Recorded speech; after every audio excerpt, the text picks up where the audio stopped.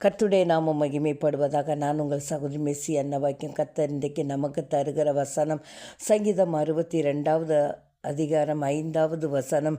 என் ஆத்துமாவே தேவனையே நோக்கி அமர்ந்திரு, நான் நம்புகிறது அவராலே வரும். இதுதான் தாவீது ராஜா எழுதின சங்கீதத்தில் சொல்லப்படுகிறது. ஆமாங்க, தாவீது ராஜா தேவனையே நோக்கி காத்திருந்தது நிமித்தம் அவன் நம்பின காரியம் ஒரு சத்துருக்களுக்கு சரி கட்டுதல், அது மட்டுமல்லாமல் நிலையான ஆட்சியை அவன் கையில் கொடுத்து கர்த்தர் ஆசிர்வதித்தார்.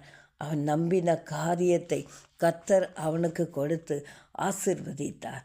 அதுபோல தாங்க இன்றைக்கி நீங்கள் சோர்ந்து போயிட்டீங்களோ, ரொம்ப நாளாக நான் காத்திருக்கிறேன், என்னுடைய ஜெபம் கேட்கப்படலை, நான் வடித்த கண்ணீருக்கு பதில் இல்லை என்று சொல்லி நீங்கள் சோர்ந்து போயிட்டீங்களோ, கவலைப்படாதீங்க. அவர் சொன்னது தாங்க. அவரை மட்டுமே நோக்கி பார்த்து அமர்ந்துருங்க.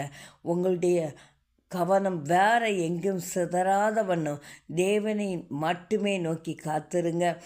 கர்த்தர் நீங்கள் நம்பின காரியத்தை உங்கள் கையில் கொடுத்து ஆசீர்வதிப்பார். அவரால் கூடாத காரியம் ஒன்றுமே இல்லை. உங்கள் சந்தர்ப்பம் சூழ்நிலைகள் எல்லாம் ஆப்போசிட்டாக எதிர்மறையாக இருக்கலாம், ஆனால் தேவன் சொன்னது தாங்க. அவர் சொன்னதை செய்யும் அளவும் உங்களை கைவிடுவதில்லை என்று சொல்கிறார். கலங்காதீங்க. கர்த்தர் முகத்தை மட்டும் பார்த்து காத்திருங்க. கர்த்தர் நீங்கள் நம்பின காரியத்தை, நீங்கள் விசுவாசித்து ஜெபித்து வருகிற காரியத்தில் ஒரு அற்புதத்தை செய்து அதை தர காத்திருக்கிறார். கர்த்தர் தாமே இந்த வார்த்தை ஆசீர்வதிப்பாராக. ஆமென்.